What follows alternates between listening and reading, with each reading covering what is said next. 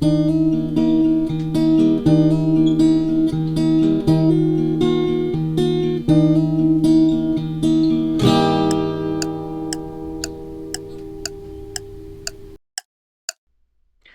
I'm Andrew with 10 Minute Therapy, and over the next few videos, we're going to start to examine what anxiety actually is, how it affects us, different ways that it manifests itself, and some things that maybe we can do to not only better understand anxiety, but to maybe live with less of it and live a more fulfilling life. But before we do any of that, I think we have to start at the beginning, and so today's video is simply going to answer the question, what is anxiety? So let's go ahead and start the timer and we'll get right into it.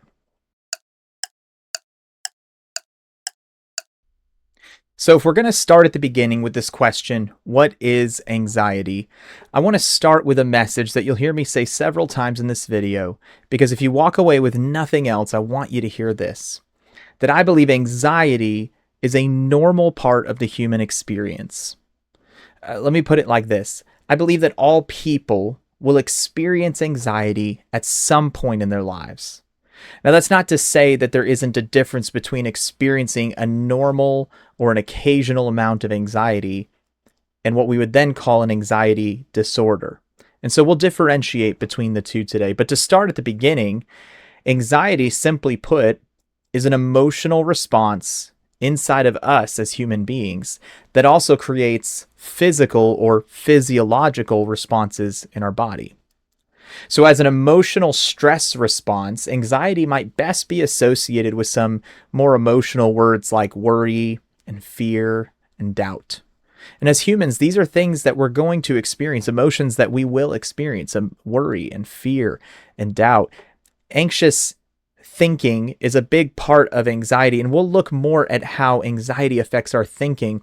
But understanding that as humans, our emotional responses in anxiety wrap more around these words, worry, fear, and doubt, is a good starting point. But you also heard me say there's a second part to this, that anxiety creates physiological response.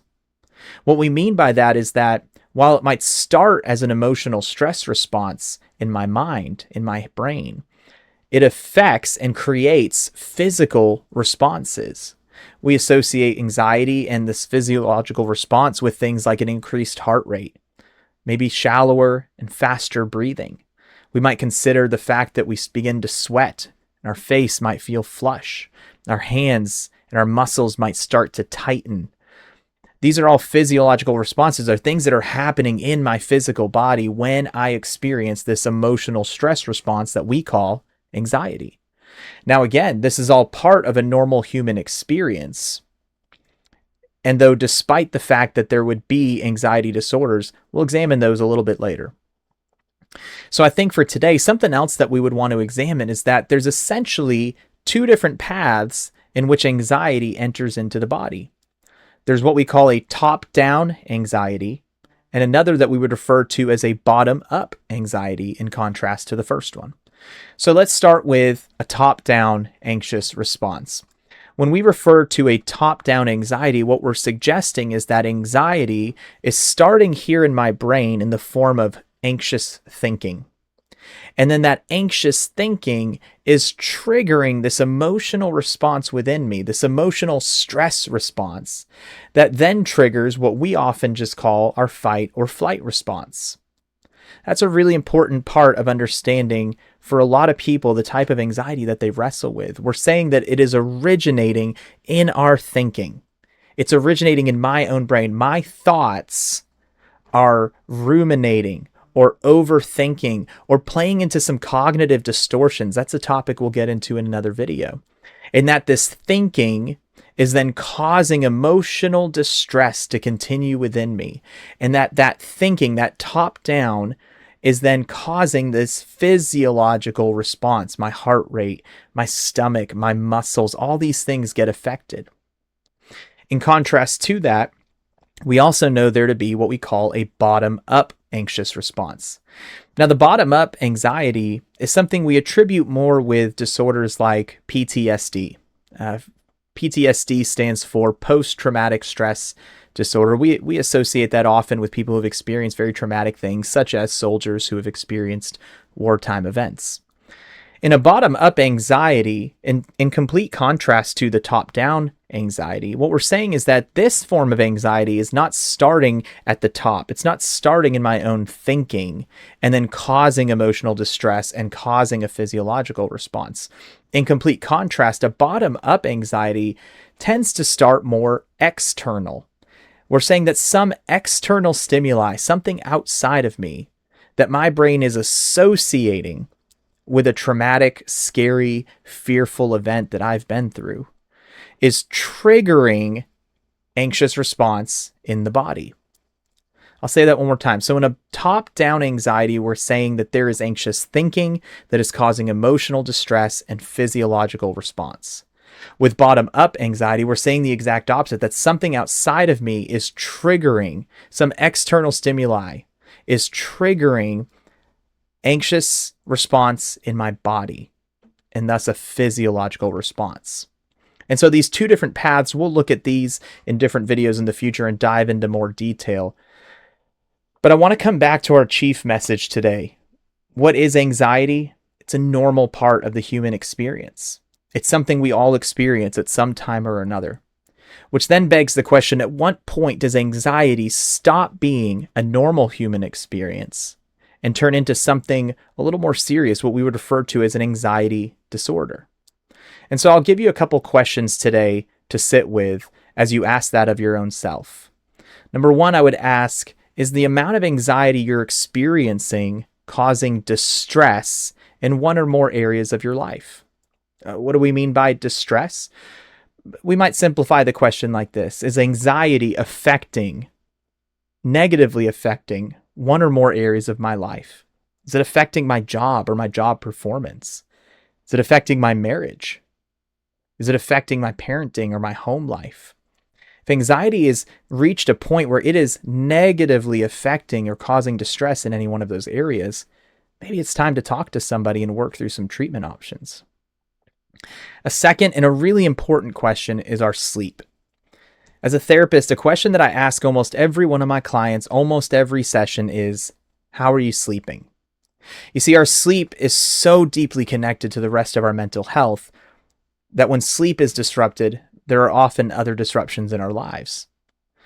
When we enter into our deepest levels of sleep, something called our glymphatic system activates. And that glymphatic system washes over our brain, and essentially one of its main features and one of the greatest positive results we get from that is that it flushes out all the cortisol from our brain. And if you're not familiar with that word cortisol, think of it like this. The different chemicals and neurochemicals and hormones that we experience, cortisol is known as a stress hormone. When we experience anxiety, fear, trauma, deep anger, cortisol is arguably running through our brains at that point. When we sleep, our brain is meant to flush that out and wash it clean, allowing us to rest and rejuvenate and wake up new. But there's something that happens with anxiety in which anxiety affects sleep, and then that affected sleep creates more anxiety. And people with anxiety can get into these perpetual cycles. It looks something like this. The more anxious I feel, sleep starts to get disrupted. It's really for a simple reason. If I'm experiencing anxiety and I go to lay down and rest at night, it might be possible that my mind is still running and having a hard time shutting off. It might be that my racing thoughts and my overthinking and my replaying things in my mind keeps me from slowing down enough to enter into sleep. And thus anxiety can disrupt my sleep by causing me to have difficulty falling asleep. Another form would be that anxiety can cause me to wake throughout the night. And each time I wake, my mind is racing again, it's running again, and maybe even getting some of those physiological responses discussed earlier. When we don't get enough sleep, when sleep is disrupted by anxiety, our minds, our brains don't get that glymphatic response that washes out that cortisol. And so in response, anxiety can affect my sleep. And the more my sleep is affected, the more anxiety I feel moving forward. So it's an important question. How are you sleeping? Is anxiety affecting sleep? Are you having difficulty falling asleep or staying asleep? Do you find your mind running at night? This is an important criteria that you might consider to say, maybe I need to talk to someone about this. And last but not least, another question might be, is anxiety preventing my participation in various activities? Someone might say, I experience anxiety, but I'm not in a lot of distress. But if anxiety is preventing me from participating in an activity, we would call that avoidance. If there's avoidance in my life, maybe there's something there. Maybe there's some anxiety present that I might be best served if I addressed with a counselor or a therapist. I want you to hear me again. What is anxiety? It's a normal part of the human experience. It's an emotional stress response that comes with a physiological response. But maybe here in this video today, you've recognized that there's anxiety that you want to deal with in your life. And I want you to hear me say this. Anxiety is treatable. It is a very treatable condition. Well, as you can see, our timer is just about up. So let me say this. If something in this video struck a chord with you, I hope that you will go and consider talking to your own counselor or therapist about anxiety. Maybe it's time to begin that mental health journey. I hope you'll join us next time. We're going to continue to look at some anxiety-related topics. In the meantime, I'm Andrew with 10 Minute Therapy. God bless.